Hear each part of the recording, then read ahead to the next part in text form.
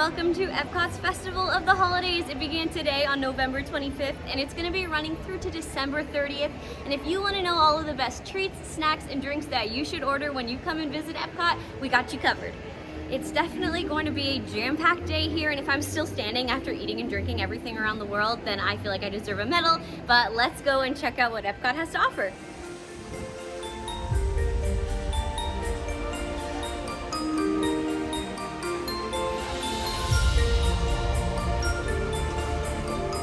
Okay everyone, the festival booths are now open. You can see that World Showcase is already being flooded with people, and this booth, Nochebuena Cocina, is new to the festival, so we are going to try basically everything on the menu. Okay, so we're gonna take a quick look of what we're gonna be eating. So again, this is Nochebuena Cocina, and this is the menu. We're gonna be getting the Impossible Chorizo Tamale, so that's plant-based, which I'm really excited about. I used to be a vegetarian, so I have very high standards for impossible meat. The Pernil, which is mojo pork with tostones and ketchup mayo. Okay, I'm into it. The Alfajores, I don't know if I'm pronouncing that right, but it is vanilla shortbread cookie with dulce de leche and coconut, and I believe that is part of the cookie stroll, so yay.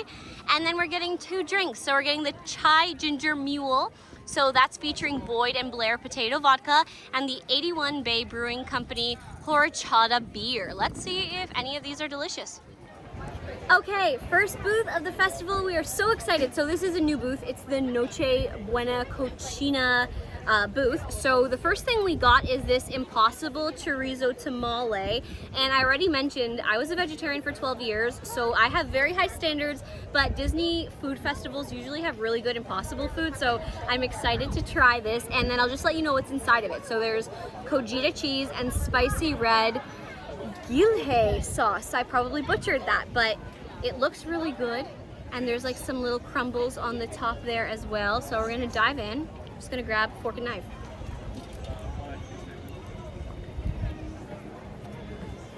Okay, so instantly it's like breaking apart, almost like it's in the middle of, it's not cakey, but it has that kind of like density and stuff in there. I want to get a piece where I actually have some Impossible meat in there. It's all breaking everywhere. And then some of the sauce. I feel like this is a good first bite to like judge this. Ooh, she's spicy. Okay, so that sauce is super spicy, but it's very good. That like cake texture that I was mentioning, that is going to save you from like needing to dunk water into your mouth after having that. It really balances out the spiciness of the dish. Kind of almost so spicy I didn't really get to taste the Impossible meat, so I'm gonna cut into the middle of the dish, and I feel like that will give me a way better like representation of what this is.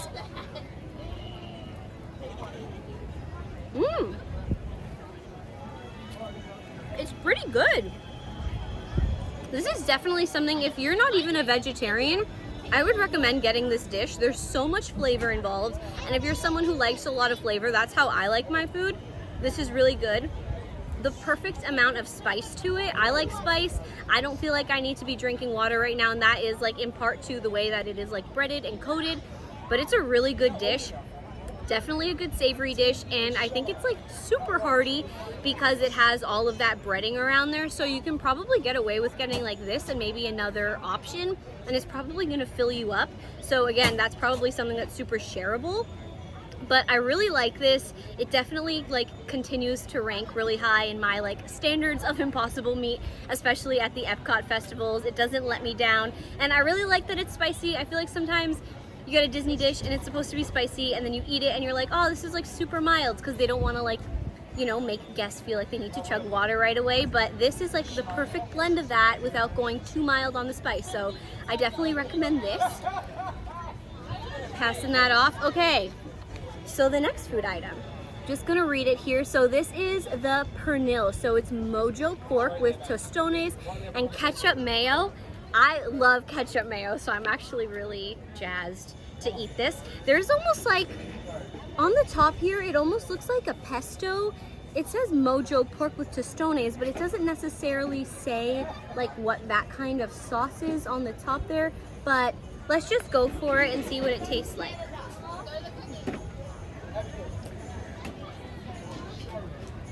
So apologies if this is shaking. I feel like I maybe should just bite right into it so I don't make it look like an earthquake is happening here.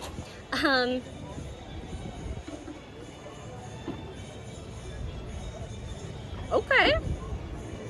This is also pretty good. I'm gonna say that, excuse me for talking with my mouth full, but the condiments on the top I think are doing the majority of work for this dish. It's the reason it has so much flavor. I'm gonna say that the pork is a little bit on the dry side, so having the toppings there really adds and gives it some moisture. The tostones is like a cross between being super hard but also super soft. Like it's right in the middle there. The exterior is definitely a little bit more crispy, and then the interior is a lot like more soft, like more bread-like. So that's really good. I like this dish. I think I prefer the Impossible dish over this one, but it is really good. And I think if you're someone who likes like different condiments and different sauces, it does pack a lot of flavor in there. So I would recommend this one. I do think like there are just portions that are a little bit too dry for my taste. So just that pork and a little bit of the tostones, but thankfully we do have all of the condiments on the top. So not a bad one to get. Just not my favorite that I think I have tried, even though it's just been one other option so far. We are going to move on to some drinks. Woohoo! Okay, so this is the chai ginger mule and also a free cup. Yay! I love free things. So this has Boyd and Blair potato vodka. I'm not like very knowledgeable in potato vodka, so we shall see. I feel like all vodka is potato. Anyways. Oh, this is super chai-y. This is very good. I really like this. This is very much Christmas in this little mule cup. It's a plastic cup. It's not like a metal cup. I forgot my words. It's not metal, but it's plastic, and you could take it home if you have like a little bag with you. But I'm gonna take one more sip because I'm talking so much about the cup. I forgot the drink. Yeah, so overall, it has been sitting for a second because we were taking some photos, so I think the ice has started to melt into the drink, which waters it down like just a smidgen. But I really like the chai flavor in this. It definitely gives it more of like a warmer feeling into the drink instead of just being like a typical mule. If you're someone who likes mules and you like chai, or you want to just find like a Christmas version of like a mule type drink, I would definitely recommend this. And I think the portion size is pretty awesome. You get this entire cup, whereas we're going to compare it to the beer, which this is the smallest version of the beer you can get. But obviously different price points, but if you just want like an overall larger drink, this is definitely going to be a good one for you. But the beer, so this is an 81 Bay Brewing Horchata beer. It's from Tampa, Florida, so just a little short drive away from here.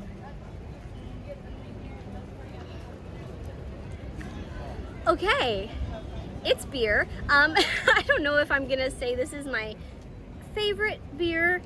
It's super light, so if you don't want anything too strong, or if you're like an IPA fan, this probably isn't for you.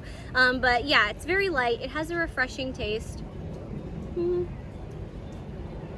It's good. I don't have anything to like rave on this one or like say that it was horrible. I'm not sure if you're drinking around the world or you want to get something special and specific to like the festival of the holidays, that this is the drink for you. But if you just want like a light simple beer and you're passing the booth, then why not? Okay, so last on the list is going to be and I'm going to butcher this, the Alfajores or Alfajores. It is the vanilla shortbread cookie with dulce de leche and coconut in it. So this is also part of the cookie stroll. I'm gonna go in here, try her out. A little cross-section action for you. I like dulce de leche, so we shall see. Ooh. It crumbles very easily. So eat it with a plate underneath for sure.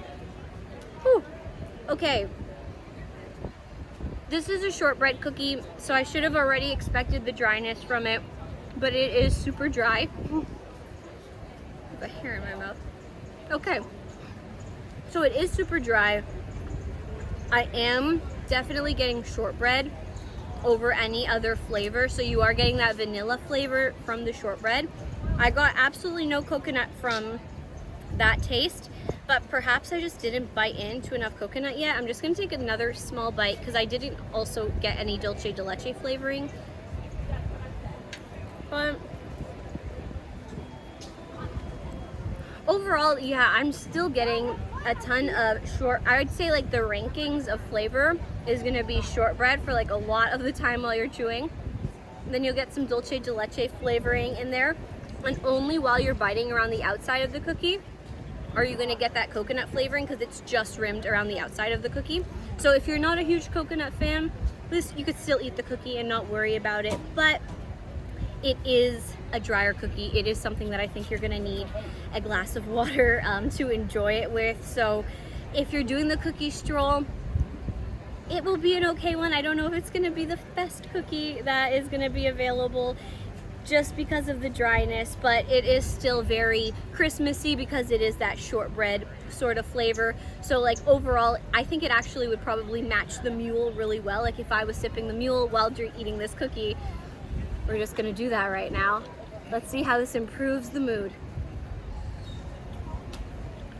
It's actually funny, I feel like I could take another bite of that cookie fine now, whereas before I was like the Sahara Desert in my mouth. So that actually is not a bad combination, but overall, I'm gonna give the Impossible dish, like out of all of these foods, the #1 ranking of this new booth. I think it's a good new booth, a good addition to the festival.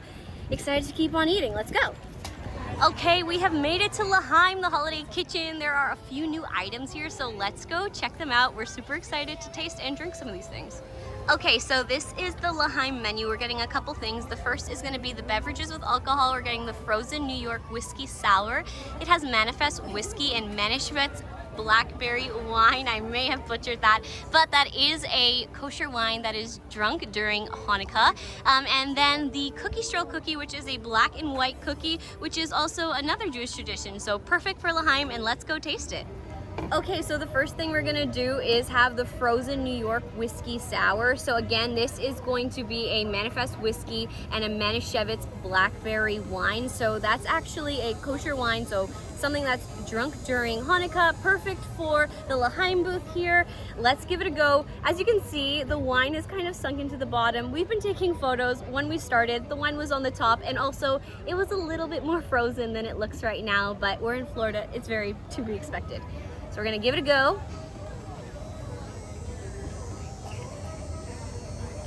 From this, the first thing that I'm gonna be tasting is the whiskey sour part of the drink. Definitely very sour right off the bat. You do get a little bit of the Manischewitz, like following the sour. I can get that like red wine taste in there, but it's not too strong, not too powerful. Overall, I think the drink definitely has that sour taste.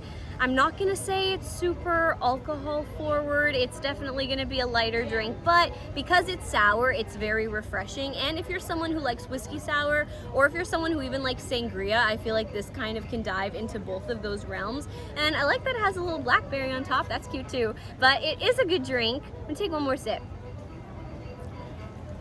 It's almost also like it has a bit of a fruit punch flavor. I think that might even be from the whiskey mixing with the wine, and then a little bit of the fruit flavors with that blackberry in there. But overall, it's a good drink. If you want a lot of alcohol, this might not be the drink for you, but if you want something refreshing with a little bit of a kick, this is definitely something you should consider. Okay, so the next thing we're gonna be tasting is the black and white cookie. So this is also something that is like a traditional Jewish cookie, so perfect again for the booth. We have had it sitting in the sun as we've been taking some photos, so it does melt pretty easily. If you're walking around EPCOT, definitely recommend going into a shaded area to eat this cookie, because you can see the chocolate is already kind of falling off the cookie. But let's give it a taste. As I'm cutting through it, it's already like a very soft cookie, so not a hard cookie, which is something I enjoy. Definitely breaking apart very easy. I feel like I'm eating this like the weirdest sort of cake situation ever.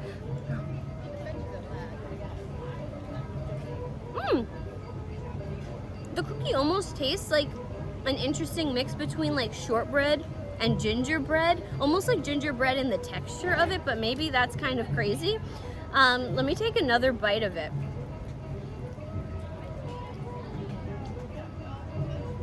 The white chocolate side is definitely super, super sweet. Much sweeter than the other like dark chocolate side. But it's really good, just super sweet. I almost would say that this is sort of a dish that would be best like split between a few people. But the texture of it is also kind of cake-like. So I don't know if you guys can see that, but it's dense and it falls apart really easy. I actually really like this cookie, but I'm someone who really likes like super soft cookies and cookies that have a lot of density to them, kind of like a cake pop situation. So overall, the cookie is good. It's a cookie you definitely need to share. It is super sweet, and it's one that I probably wouldn't want to get if I was planning on getting a ton of sweets at the festival this year. I think as part of the cookie stroll, this is definitely going to be something that is super sweet and it's going to make it difficult for us to finish all of the different cookies, but we have all day, so it's going to be a little bit easier that way. But I wouldn't be able to do another sweet after eating this cookie. Overall though, I would recommend it if you like sweets. Okay, so now we're at the nuttiest booth of the festival. This is the Chestnuts and Good Cheer holiday booth. So this is the menu. They don't have too much that's new, but there is a Firenog, so that's what we're gonna be drinking today. It has TG Lee eggnog with Fireball cinnamon whiskey, so I'm excited to see what that tastes like. Just in case you ever wanted, they do have cinnamon glazed almonds, cashews, pecans, and fire roasted chestnuts here. Okay, so now we are trying the Firenog. So that has cinnamon whiskey in here and then also eggnog, and it's kind of drowning. If I could grab it, you can see that there's also the cinnamon stick in there as well. So if you want to like swirl it around, you can. But let's see how much we could taste that inside of this drink. Ooh, that's good. This is so Christmas. Okay. First of all, very creamy, very sweet, definitely like a very strong presence of eggnog. That's coming through first. But then under that, instead of just being like a super, super sweet drink, the like Fireball whiskey cuts it, which is really nice for like an alcoholic beverage, especially like a Christmas one. And I still do get a lot of the cinnamony taste, so I'm just gonna sip it again. Let's see if I like feel something new. It's interesting too because the whiskey kind of warms up the drink even though it's a cold beverage, which I really enjoy.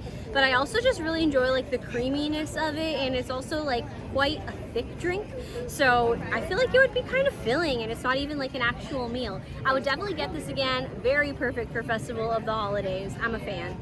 Okay, for those of you who have a sweet tooth, we are at the donut box and there is a new donut, so let's go taste it. So there's not too much new at the donut box this season, but there is a holiday yeast donut, which is what we're gonna be tasting today. It has vanilla icing with red and white sprinkles, but it's also a yeast donut, which is a little bit different for the donut box, so let's see how it fares.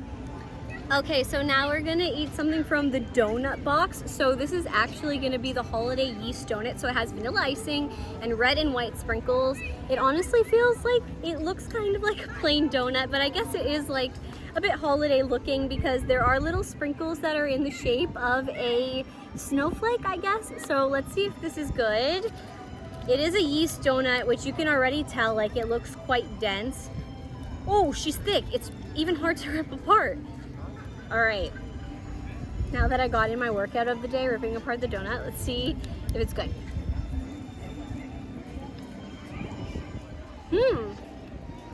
Okay, we're gonna give me like 5 seconds to chew this.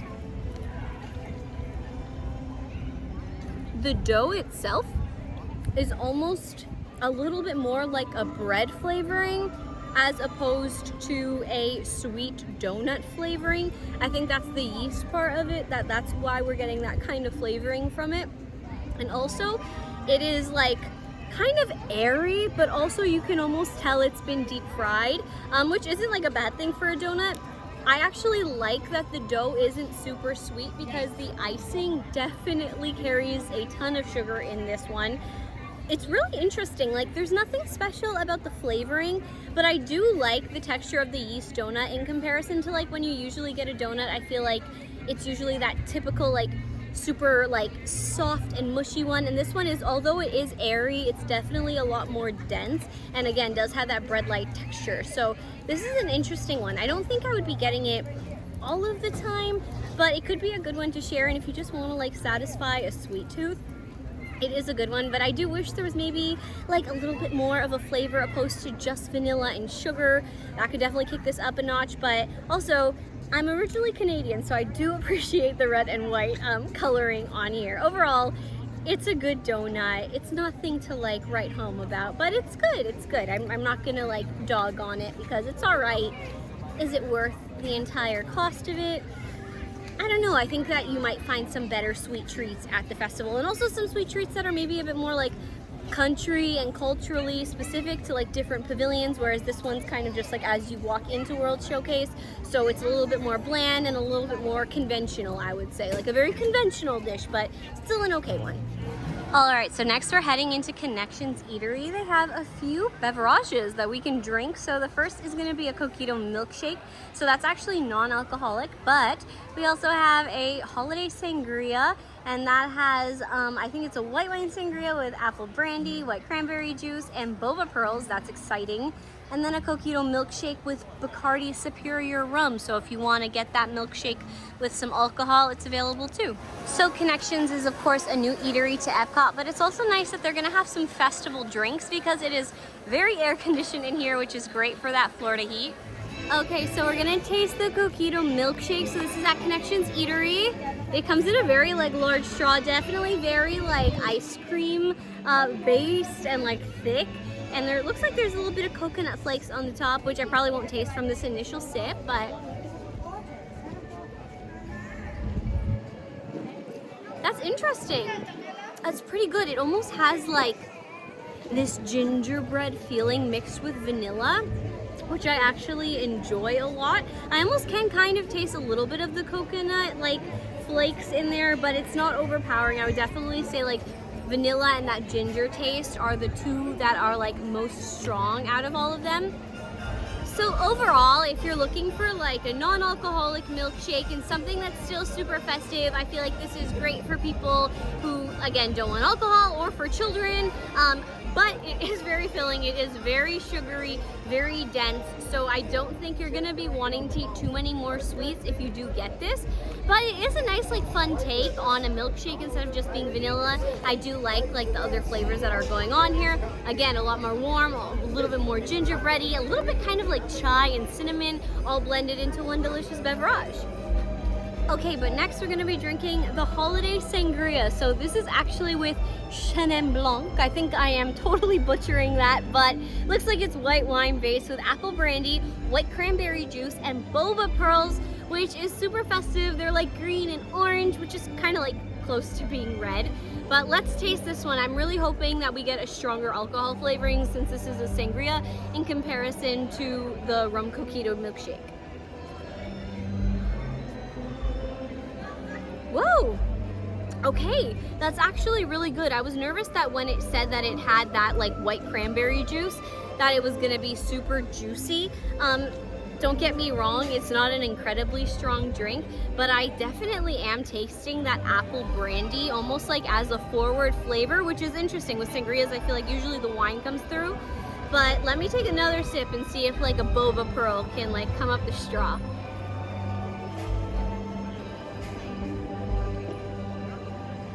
No boba pearl, but it is really good. Definitely an apple flavored sangria. I would almost compare it to like eating an apple Jolly Rancher. I don't know if you guys have ever had that, but it has that sort of sweetness and flavor as the primary flavor, and then the rest of the drink really good. Definitely like a very sweet flavored sangria. I would recommend getting this one. I think out of the 3 drinks, this is definitely gonna be the best bang for your buck, and it's super fresh and delicious, so I recommend this one.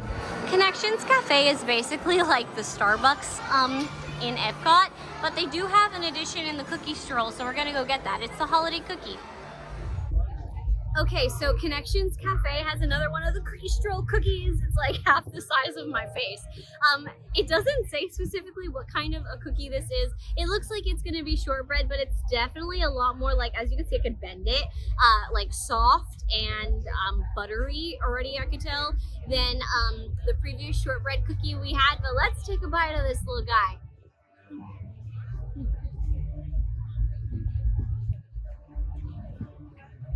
Okay. It's a good cookie. It's definitely a vanilla cookie. It feels like maybe it has like a tiny small little smidgen and hint of cinnamon inside of it. But overall, you're just getting a really sweet, a really soft cookie. I do like the added little like Christmas tree like sprinkles on there and the circles of red, not only for the look and design, but also it gives it a nice like crunch, which really adds to the fact that this cookie is like the softest thing ever.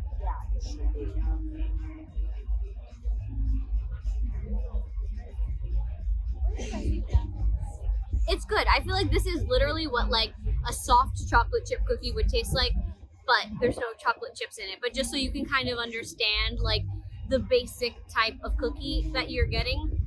For a cookie stroll, if you're looking to like complete the cookie stroll, I don't not recommend this one. It's definitely something I would expect to find in like a Starbucks. It's not going to be the best dish you've had, but it's also not going to like be something you regret purchasing. And again, it's nice and fun and colorful. Do I recommend getting this on its own? Not necessarily. Do I recommend it as part of the cookie stroll? I think it's better than some of the cookies I've eaten already today, so yes, definitely. Okay, it feels weird we're not starting the video here, but we're in the Mexico Pavilion. So this is Las Posadas, and we have a few options we're getting here today, so I'm excited to see how they taste. So this is the menu. I'll let you know what we're gonna be eating. So we're gonna have that giant tostada de barbacoa. So that's braised beef on a giant tostada with chipotle, black bean puree, salsa verde, queso cojita, crema mexicana, and pickled onion. That sounds actually amazing.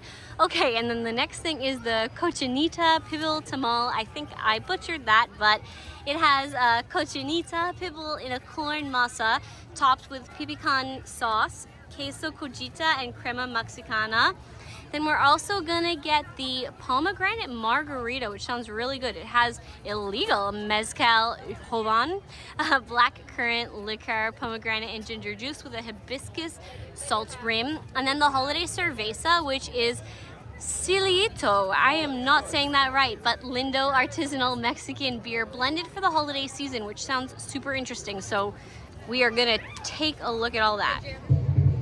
Okay, so we are now going to try all the new food at Las Posadas in the Mexico Pavilion. So the first thing we're gonna be doing is this giant tostada. You already heard everything that's inside of it. I'm gonna try to just crack it in half, see what happens, and see what I can eat off of this. It kind of feels like almost like you're kind of getting a really fancy nacho dish. I think I can actually get a majority of the stuff and this pickled onion. Whoop! On this little cracker over here, and we'll see how it tastes. This is like everything that's on top of that tostada, but mini form.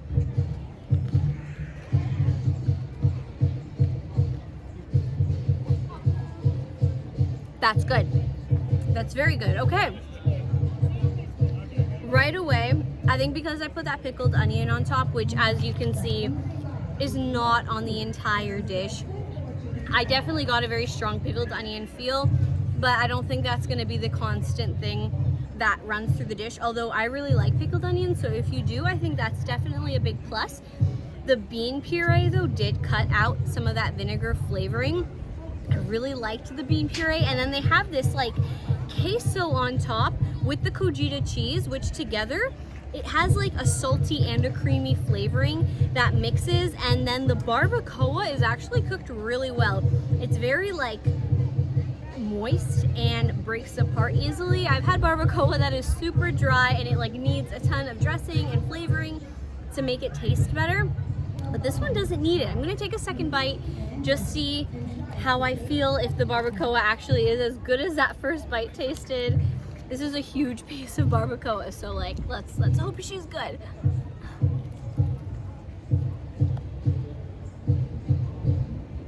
It is very good. Wow. Okay, speaking on it again, definitely spiced, but lightly super flavorful. Overall, this is probably one of the better dishes that I have had at the festival so far. The tostada itself is kind of just like a Tostitos chip. There's nothing that special about it, but it like kind of serves as your plate to eat all of this sort of stuff. Again, like a typical nacho. So that's not like what the big amazing thing about the dish is, but the rest of it is very delicious. Okay, so the next thing we're gonna have is the cochinita Pibil tamale. I think I am, again, butchering this, but it looks like it's coming in this like corn wrap. So yeah, it's in a corn masa, and then it has this pipon sauce with some queso, cojita, and crema mexicana. So that actually is a similar thing to what was on the previous dish. Okay, again, so the cochinita Pibil tamale has that corn exterior, and I think the inside of this, which is like kind of like a doughy texture as well, is gonna have like that corn feeling, but let's take a taste.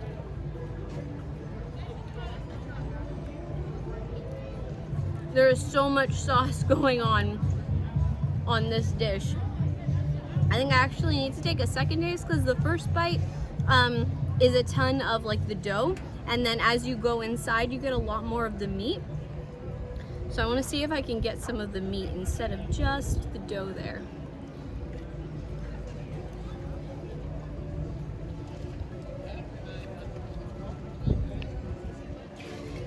Okay. Whew. So you definitely get a lot less meat than that first dish, but the meat is flavorful. There's a tiny kick of spice in there, but it's nothing too crazy.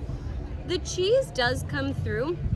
I think that I'm definitely tasting like the crumbled cheese, which is the queso cojita. I'm gonna take one more bite just because I feel like there's a lot of flavors going on here, and I'm only registering like some at a time.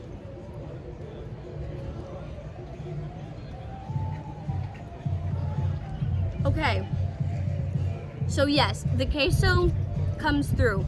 The grain of the dough on this is very much like a corn texture and a corn type grain. And then the meat isn't too heavy. As you can see inside of this dish, it's much more dough than meat. But the good thing about the meat is that it is moist and it's not super dry, which I enjoy.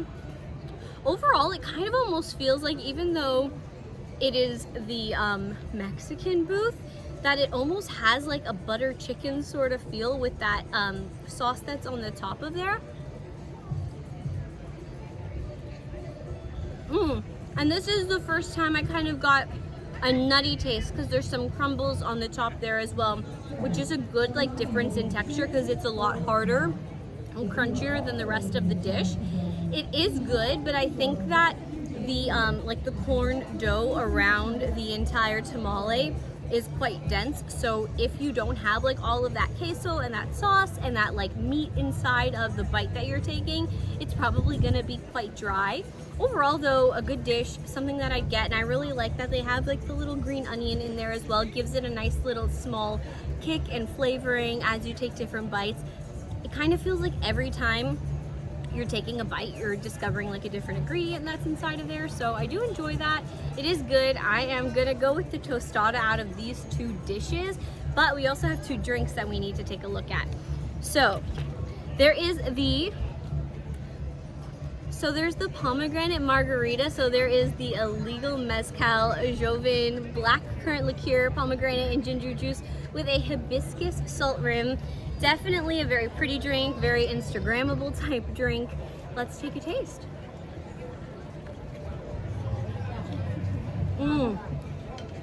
First thing that I'm getting is that hibiscus salt rim. It's very good. It almost has like a vinegary taste to it. That doesn't sound like it's the right word to explain it, but kind of like when you're eating a salt and vinegar chip, what the salt tastes like, because it has a little bit of like that vinegar feel on there. That's kind of like the hibiscus rim that I'm getting here. There is a lot of ice at the top, and we have been filming, so I'm going to take another sip because I got quite a bit of water on that first gulp. Okay, so it is a light margarita. I'm going to say that the hibiscus flavor comes through over the pomegranate. It is super light, like I said, but it is tasty. It's not going to be the most like unique drink. I think the thing that makes this drink super unique is going to be the hibiscus salt rim, and once you run out of that, you're probably gonna just have like almost like a refresher type drink that you can get at Starbucks, but with some like mezcal added in there. That's kind of the flavoring that I'm going with this drink. Okay, so the Holiday Cerveza has a Solito Lindo artisanal Mexican beer blend for the holiday season. So let's see if we're getting any like holiday vibes from this drink.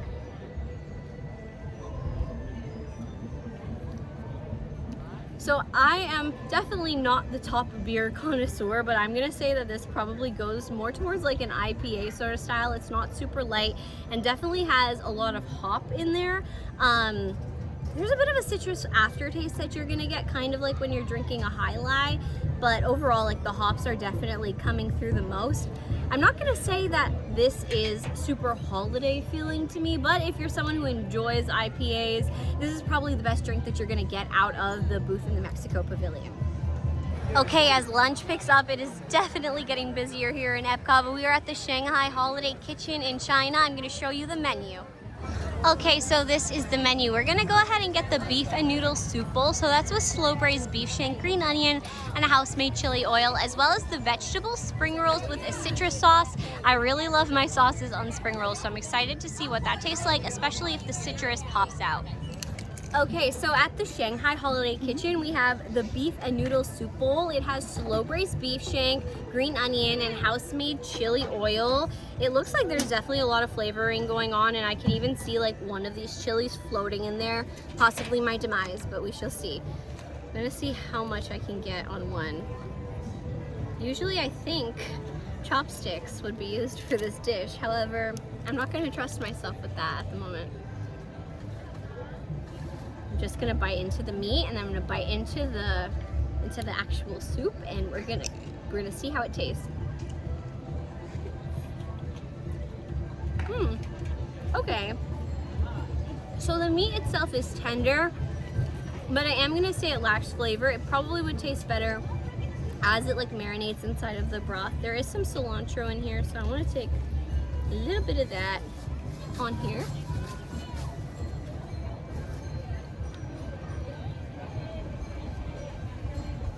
It is a good dish. I'm not gonna say it has a ton of spice or a big kick of any of that. There is a small kick that will like end up on your tongue after you take the bite, but it is not like a spicy dish by any means.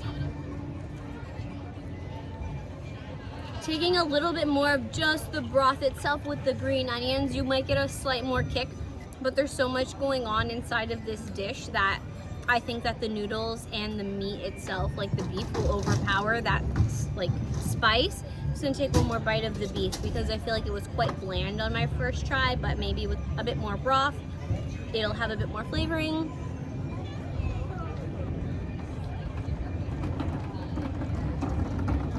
So overall, you are getting a tender cut of beef, but I still don't think the beef has a ton of flavoring. You're gonna get a little bit of like a spicy kick with some salt, and then aside from that, there's not too much going on with the flavor palette of this dish. Just one more bite to see if there's anything else that can come through here.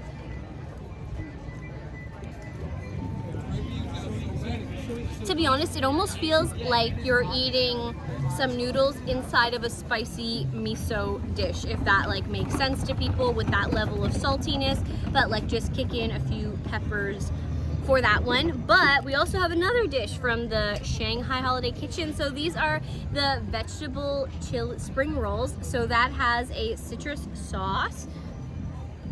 Let's see how these taste. The sauce off the top is really good. I love sauce. Oh my gosh.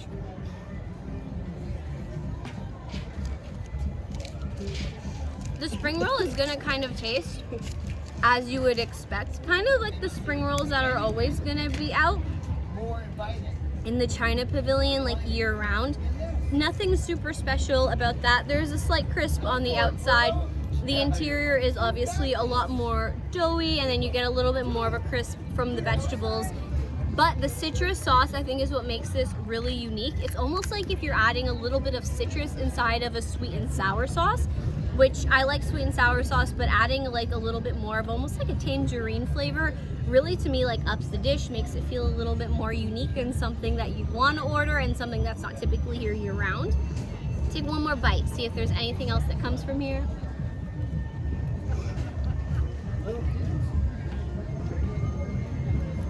I'm getting the same sort of flavors. Overall, the citrus does make this like kind of a heavier dish feel a little bit more like light and airy in sort of a sense, a little bit more fresh. Something that I would definitely consider getting. Definitely a great snack to eat as you're walking around the world. But yeah, this one I almost think I enjoy better than the beef. Okay, so next is Refreshment Outpost. So here we're gonna be trying the peanut stew that has sweet potatoes, mustard greens, and roasted peanuts. And although it's not on the menu, we're also gonna be doing the raspberry Dole Whip, which should be very refreshing and delicious. So we're also gonna be getting the cinnamon frozen Coca-Cola. It's garnished with apple chips, and it's an annual pass holder drink. So let's see what it tastes like. Okay, so we're gonna start with the annual pass holder drink from Refreshment Outpost. So this is a frozen Coca-Cola with some cinnamon and apple crisp in there. Sounds pretty unique. I really, really love this adorable little cup that it comes with though. Definitely one of the perks of the purchase. And as you can see, it's kind of like separating between the foam and the frozen of the Coca-Cola as it melts. But let's see how much cinnamon gets out of here and how much of a holiday flavor it has. Whoa, super, super strong cinnamon with a fizz added to it. This drink actually doesn't even taste like a Coca-Cola. It feels like I am drinking fall in a cup. This is delicious. It doesn't have any alcohol in there, but if it had like a hint of whiskey or something like that, would be a really good alcoholic beverage. But even so, just as like a really fun annual pass holder drink, it tastes really good. I'm gonna take another sip. Yeah, you are totally getting a strong, strong mix of cinnamon and apple in this, and just a small hint of Coke. But again, the reason that I actually like this is that it doesn't taste like you're actually drinking a Coke. It tastes like you're drinking an entirely new fountain beverage that was definitely made for the fall and Christmas time. It has kind of like that chai flavor as well with the cinnamon. So that is a good option. And we're also gonna taste the Dole Whip raspberry, which as you can see is melting faster than I can even speak right now. But it is just a plain Dole Whip raspberry. There isn't gonna be anything extra on this. And you can also get this at the Magic Kingdom. So it's not gonna be specifically unique to EPCOT, but let's give it a taste.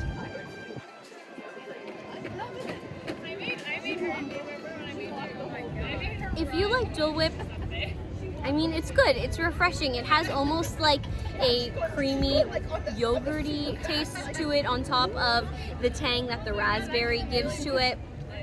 It is good. It is gonna melt fast. Is it something that I think is super unique for a festival? Not necessarily. I'm not gonna say anything negative about it though, because it's Dole Whip. It's good. And if you're someone with a picky palate and you just like something simple, this might be a really good dessert for you to have. But in terms of having something unique and interesting about it, that's not what this item is going to give to you. Okay, but the last dish is going to be a peanut stew from Refreshment Outpost. So that has sweet potatoes, mustard greens, and roasted peanuts. I can just tell you by holding it, it weighs a ton. So this is definitely gonna be a heartier dish. I will try to get a good chunk of everything that is in here.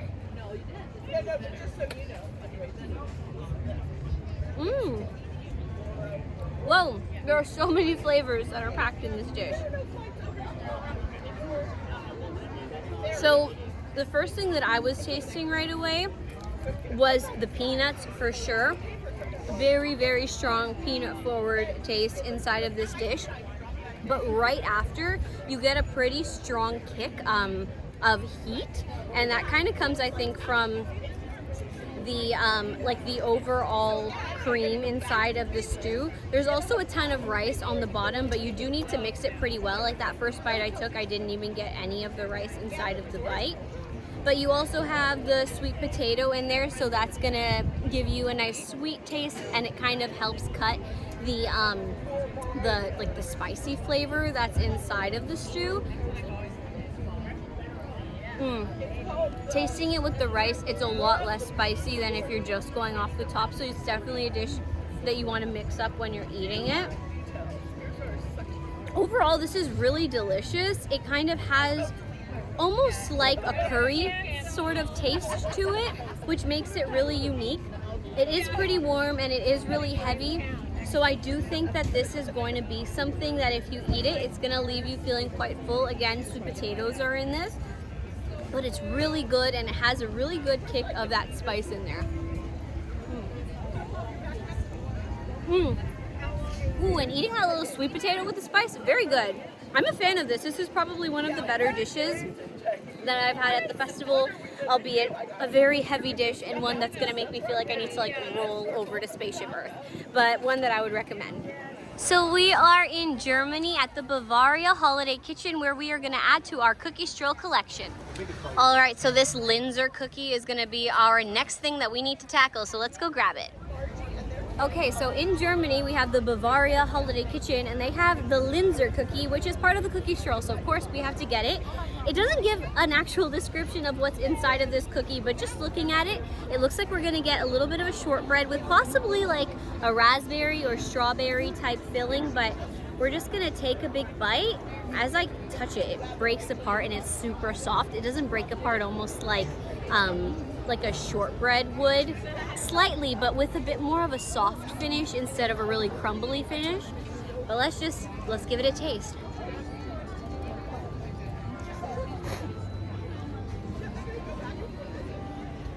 There's so much butter in this cookie, and I'm living for that because it makes it feel so soft and flaky. Ooh, I just got that kick of what I believe would probably be a raspberry filling inside of the cookie, because it is super tart, but it is very good. As I finish chewing, the powdered sugar on top definitely adds another kick of sugar and sweetness to the cookie itself. And like I said, the cookie is super soft. As I even just picked that up, it like fell out of my hands and broke apart, but it's soft in a more like pillowy sense and not so much of a like crumbly crust sort of cookie. I really do like the tartness in the middle of the cookie. It definitely cuts the sweetness, and with all that powdered sugar, you do need something to cut the sweetness. The one interesting thing though is that you're not going to get that tart feeling until you kind of move more towards the center of the cookie. Like I didn't get it till the end of my first bite. So I think if I took another bite right into the middle of that cookie, I would definitely taste it a lot more.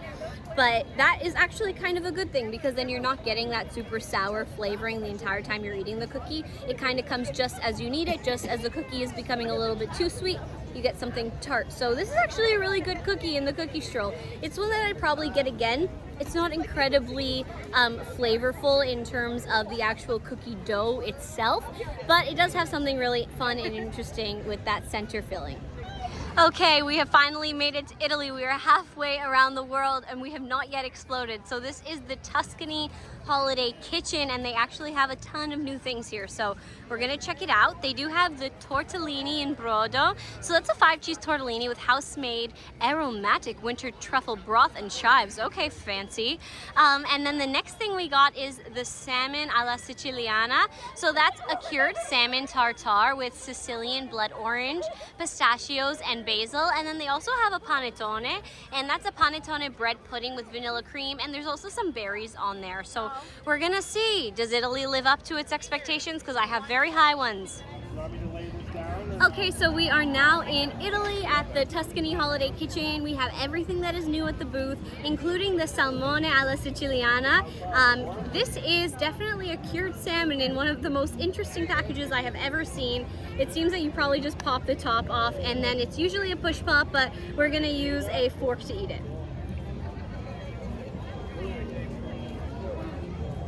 So this is a cured salmon tartare with Sicilian blood oranges, pistachios, and basil. It seems that a ton of the flavoring is all gonna be on the top of this dish. As you go down, you're not gonna get so much of that basil flavoring that I can see packed at the top of the dish. So this first bite should theoretically be our best bite.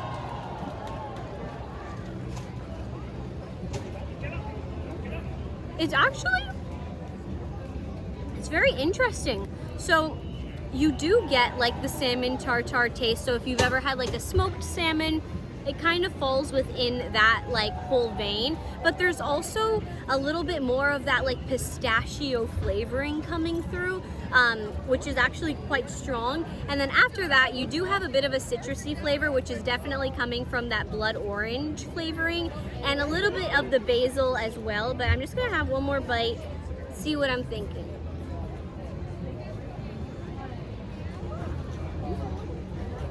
Super fresh flavoring, but it kind of almost lacks in like a salty flavor. I feel like this would have actually tasted better on like maybe like a garlic brushed crostini or something of that sort. It almost like needs a crunch in there, a little bit more than the pistachio is gonna give it.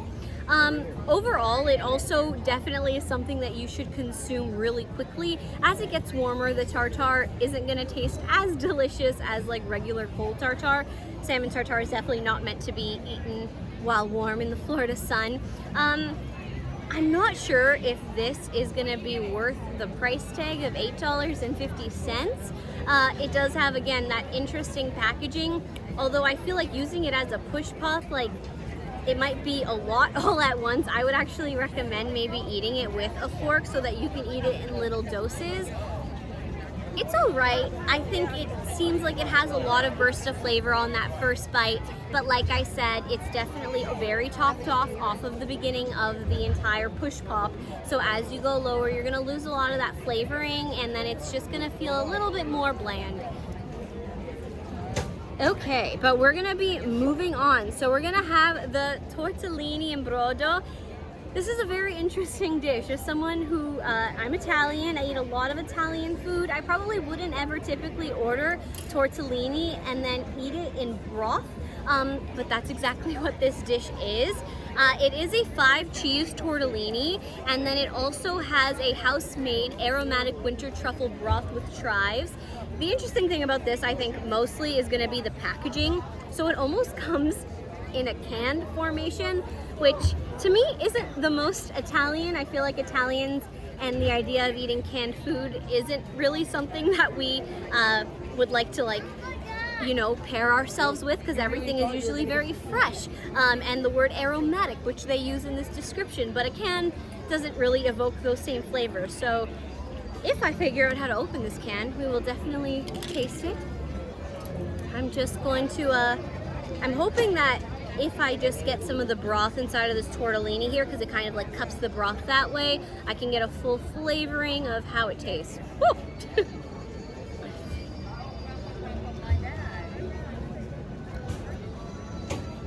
This is so weak. Oh, this is probably one of the worst things I've had at the festival so far. Okay, the tortellini itself is cooked al dente. That's perfectly fine. I can tell it's a 3-cheese dish, but I can also tell that it's probably something that may have been frozen and picked up in a supermarket. But the thing that bothers me the most is probably the broth. It's kind of explained to be very flavorful, but in the end, it almost tastes like you're eating like a chicken noodle soup dish, which is not what's explained. It's also the most expensive dish on the menu.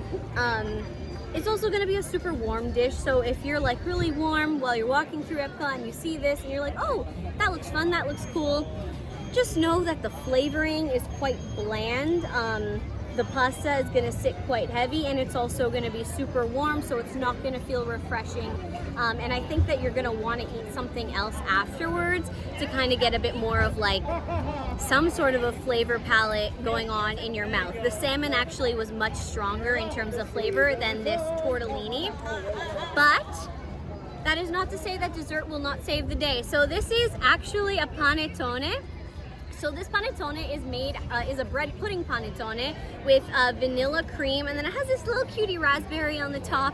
I love panettone. Panettone, if I can explain it to you, it's a cake texture, but very airy, very light. It's gonna have more of that like vanilla flavoring, which makes sense as to why they put like a vanilla sauce on there, similar to a bread pudding. Usually when you have bread pudding, a lot of the times I feel like it's made with a thicker bread, like a challah bread. This is definitely gonna be a lighter type of bread, but we shall see how it tastes. It's something that in my mind would pair well together for a bread pudding. Okay. So the vanilla sauce is actually quite good. It's very sweet, and the panettone becomes quite dense once it's like soaked in that vanilla sauce. But I do like that it is like a cool dessert and a cool dish. So compared to the other dishes that I've been eating, this actually feels like the most refreshing option at the Tuscany Pavilion. I'm gonna try it with a little raspberry. I feel like that might actually like add some more flavoring to the dish. I think I'm gonna probably want more raspberries with it after I have this one bite, but let's see.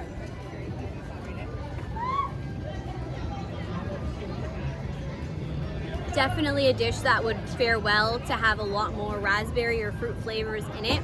Without it, it kind of tastes like a very basic bread pudding. It's not a bad bread pudding, but it doesn't have anything specific to it that to me makes it feel inherently Italian. I know it's using panettone as the bread, but it kind of gets lost in the vanilla sauce of it all.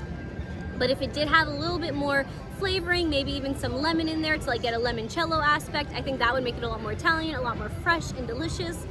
Overall though, not a bad dessert to get, but I'm gonna say that the Tuscany booth in Italy is probably one that overall I might walk past next time I do my tour on the World Showcase this festival season. Okay, we are at the American holiday table. There is the most beautiful tree here in the American Pavilion, and we are only gonna get one dish from this booth. So we're gonna get the blackened catfish, which looks like it's gluten-free. It has Hoppin' John and comeback sauce, whatever that means. We're gonna figure it out together. All right, so now we are moving on to the American holiday table. So this is a blackened catfish with Hoppin' John and comeback sauce. So I've actually never had catfish before. This is gonna be my first ever time tasting it. But this is definitely a Louisiana-based dish, something very New Orleans-y. It looks like there's some white beans in here over rice, and then the catfish, and then there's this like pinkish sauce, which I'm assuming is the comeback sauce. The catfish is pretty blackened, which for me looks really good. It almost has like what seems to be almost like a Cajun flavoring on there. I might be wrong, but it does have like a reddish pinkish look to it, which is the reason I guess Cajun. But let's see, I'm gonna get a whole bite. All these things mixed together. Ah! Didn't want to stay on the spoon. Whoa! Well, that is delicious. That's actually really good. I think the thing I like the best is probably gonna be the fish mixed with that comeback sauce, which I'm trying to even pinpoint what it is. I'm gonna have to take another bite. You know, that's like... It tastes like you're eating like the blackened part of the catfish is definitely a ton of seasoning that has been blackened on the catfish, which is giving it a very like salted taste, but in a very good way, not like a super salt, but like salt mixed with some other spices. The comeback sauce almost feels like there's maybe a little bit of like a tomato flavor going on within it, almost like a bit of a rosé sauce situation. And then the rice and beans are delicious. They're a lot more hearty, but it actually works out because the catfish is super light, it's flaky, it breaks apart very easily. So by having the rice and the beans, it's actually not a bad combination because you're actually mixing something that's super heavy with something that's super light. This is really good. I want one more bite. I feel like for me to like want to take all of these bites while on camera, that means it's actually very good. So I feel like I'm having a dance with these flavors. It even packs almost like a sharp vinegary taste, but I mean that in a spiced sort of way. It is so good. I'm gonna say this is probably one of those dishes that you really need to get when you're at the festival. It's also huge in portion size. This almost, to me, would be like the meal that you'd get at a table service restaurant. So definitely a booth to hit up is the American holiday table in the America Pavilion. I love this, so good. Chef kiss, delicioso.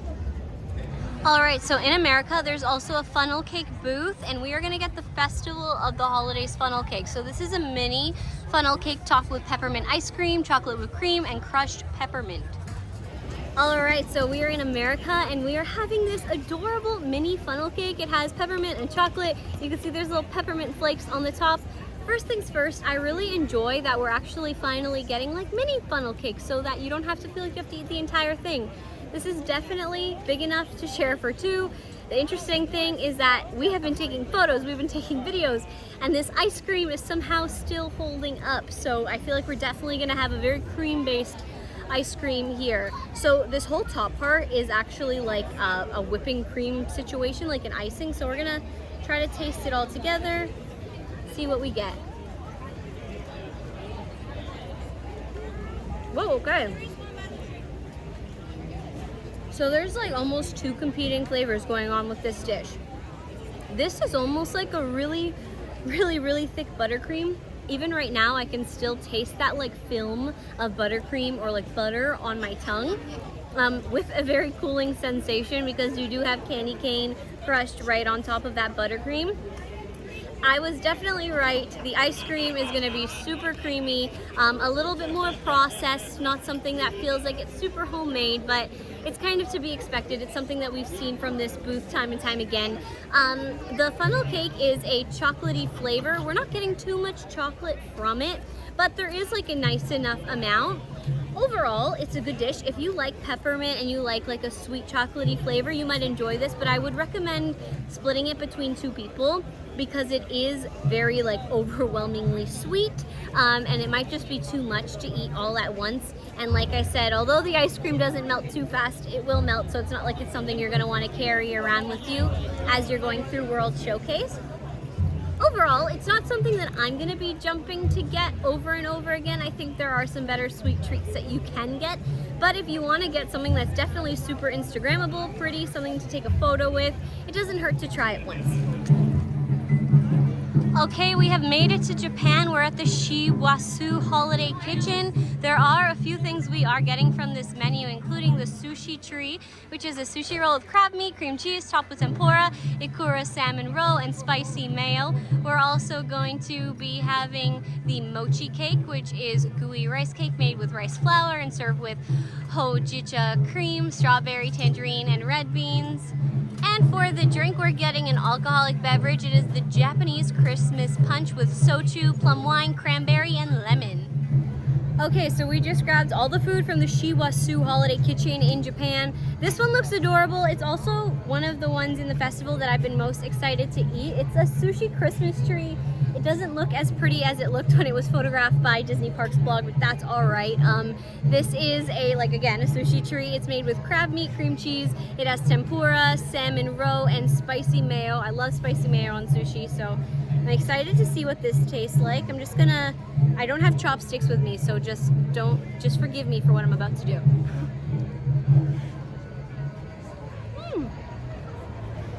Okay, so we just tasted the sushi tree and it's pretty good. It's not like the most insane sushi, but we also knew that from reading the description. It's just gonna be crab meat with the cream cheese and spicy mayo. It's a pretty basic and bland sort of dish, but things that I do like about it is that there's tempura in there, which gives it a nice crunch.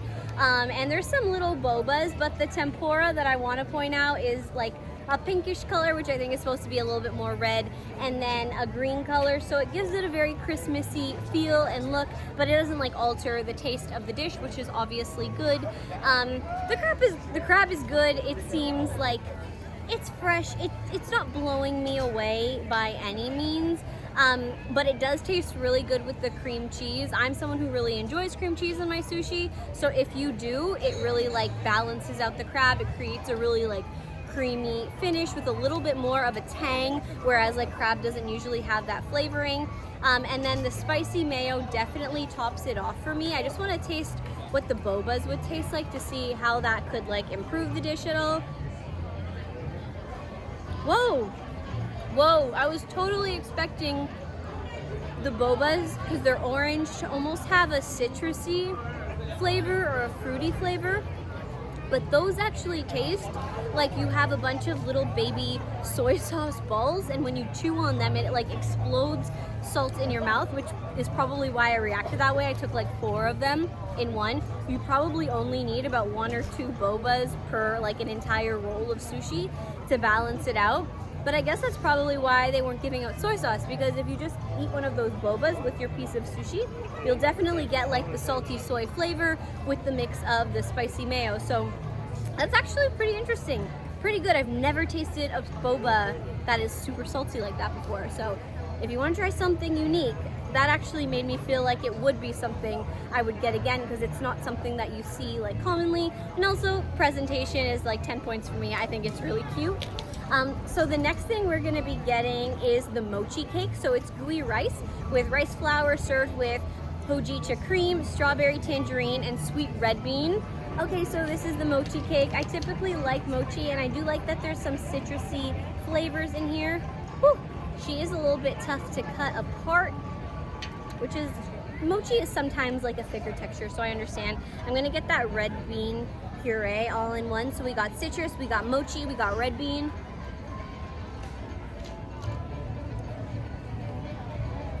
Whoa! Okay. So, overall, every ingredient I think complements this dish really well. That's not to say that I'm in love with the flavoring and texture of it all, but I will explain, like, so by having the fruit, it really offsets the like density of the mochi and also the super sweetness of the red bean. So, but then also by having the red bean, it's balancing out the fruit and then the mochi. So kind of like each of them have their own sort of flavor and texture, which work well together. I'm gonna take another bite of the mochi. As you can see, it's kind of like this like jiggly gelatin sort of texture. It tastes almost like undercooked flour, which is usually what mochi tastes like.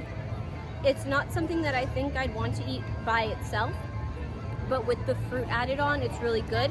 And I actually do like the red bean whip. I'm glad that it's not ice cream and that it's like a very light whip, so it doesn't feel like it's too heavy. The mochi is already a really, really heavy dish on its own, so by having fruit and then this light whip, it definitely like helps make the dish a little bit less dense in your stomach. But overall, not one that I'm gonna run back to, but it is good, and if you like mochi, I would recommend giving it a try.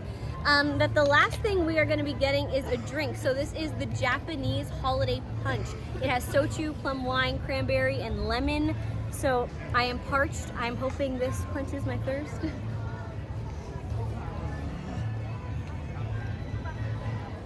This is actually quite refreshing. So I'm getting like a little bit of that soju alcoholic taste right off the bat, but there is a really nice like lemony flavor that comes in right after, almost like you have a super light lemonade or lemon water, like not as strong of a lemon flavor, but there's also that, there's another fruit flavor coming in. I just want to make sure I got it right. Okay, so there's plum wine and cranberry in here. I'm gonna say I'm tasting the cranberry over the plum wine, but I'm just gonna give it one more sip.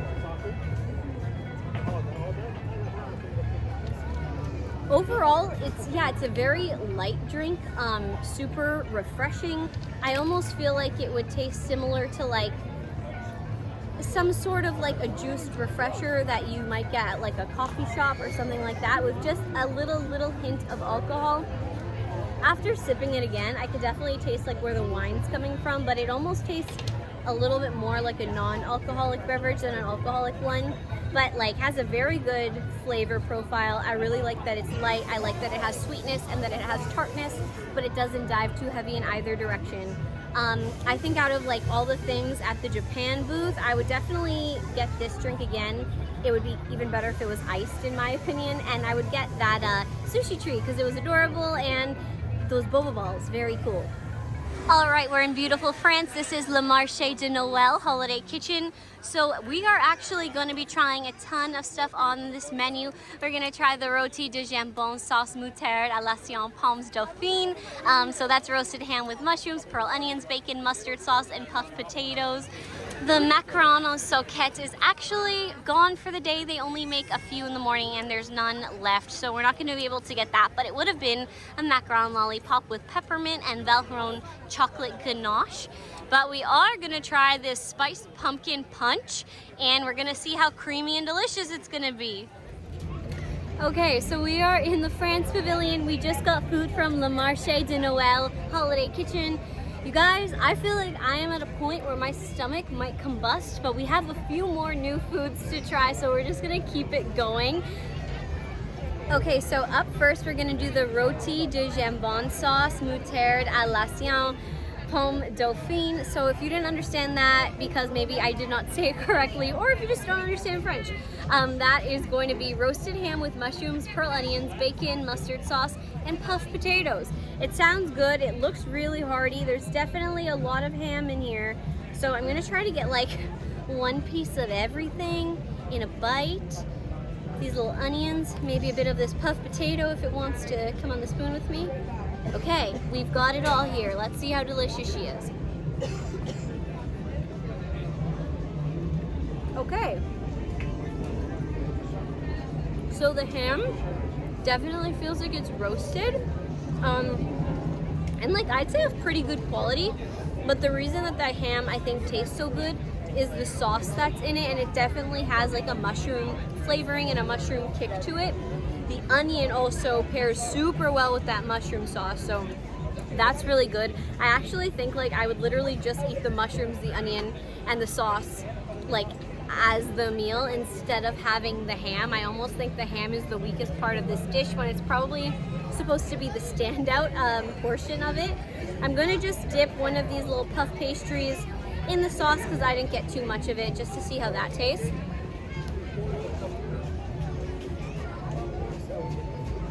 Interesting.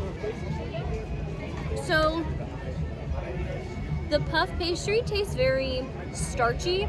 I actually would probably say that it is the opposite of puffy. It might be puffy like by the looks of it, but inside it's almost like a grainy sort of texture, which to me isn't like a super puffy situation. It's almost like when you're eating a sour cream glazed donut, but imagine it's kind of dried out in the center, like that dense texture. That's kind of what I'm getting from that. I don't actually really love those puff pastries. I think that they're just gonna weigh you down a little bit too carby for a dish that's already quite hearty. So I would actually pass on eating those, but we'll just do one more bite of the other options because I think that that's probably, wow, so much ham, the standout of this dish.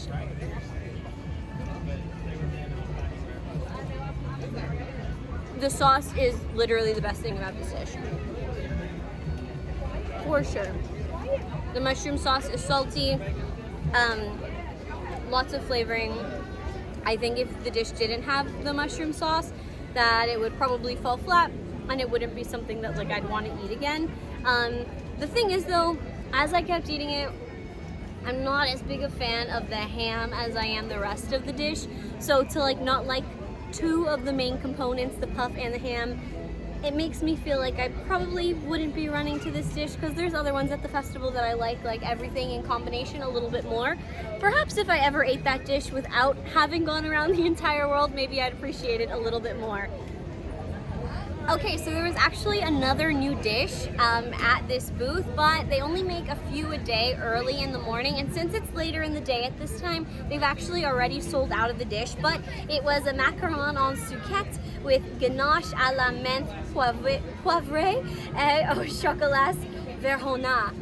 That was any language but French, I'm pretty sure. But for everyone who wants to understand the English version, it's a macaron lollipop with peppermint and Valrhone chocolate ganache. So we might not have that macaron to show you, but this is the macaron Christmas tree from Les Halles Boulangerie. You can see it is 3 separate giant macarons all topped one on top of each other. So we're gonna just go ahead and see what we can get from it. There's these little like balls on the top to give it some extra crunch and flavoring. I feel like we have everything on this one bite, so.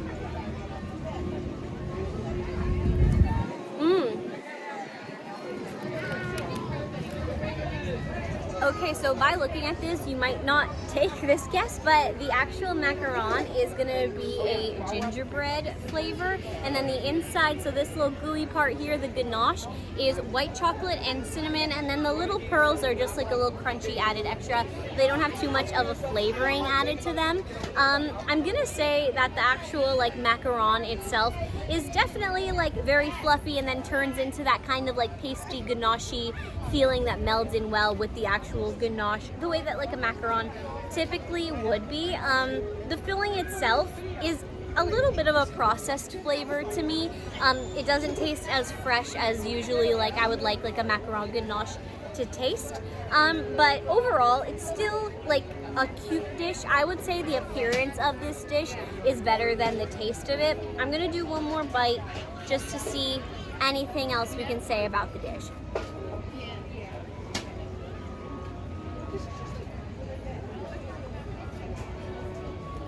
Definitely a very strong gingerbread push on this dish. Lots of spices. It's good, it's warm, it's very Christmassy. And if you're looking again for something that's like very cute to take a photo of, something very festive and something that's not gonna be here year round, this could be a good option. The only sad thing is that at Les Halles Boulangerie there are so many good pastries there that I love and that I know actually taste better than this in my opinion. So to me it's kind of hard to sacrifice some of those options for this, but for the Christmas, you know, spirit of it all, it's not a bad dish, it's just not my favorite. So we are finally here in the Land Pavilion. We are heading to Sunshine Seasons. They have the final cookie we need to complete our cookie stroll journey, so let's head on down. All right, so we have our final cookie to complete our cookie stroll. I am so excited about this. So this is a quick little explanation of the cookie stroll. When you get your little holiday passport, which will have all of the different food options that you need, at the back of the book, you're gonna see these little circles, and inside of them, you can get stamps. So every time you get your cookie, you have to make sure you ask the cast member to stamp your passport. Now they're probably gonna ask you, do you have your passport? Can I stamp it? They already know the drill, so if you forget, they'll probably hook you up and you won't have to worry. And if you ever do forget, just save your receipts and you'll be able to go back. You can get it re-stamped because you do wanna go get your little prize, which is gonna be our next thing that we're gonna do. But before we do that, we need to review our final cookie. Okay, I've had more sugar in one day than I've had in a lifetime, but that's all right because we're kind of coming towards the end here. So I just tried to break it apart. It's definitely a harder cookie as opposed to soft. Just by looking at it, this kind of looks like a classic chocolate chip cookie, but with like an M&M sort of finishing and flavoring.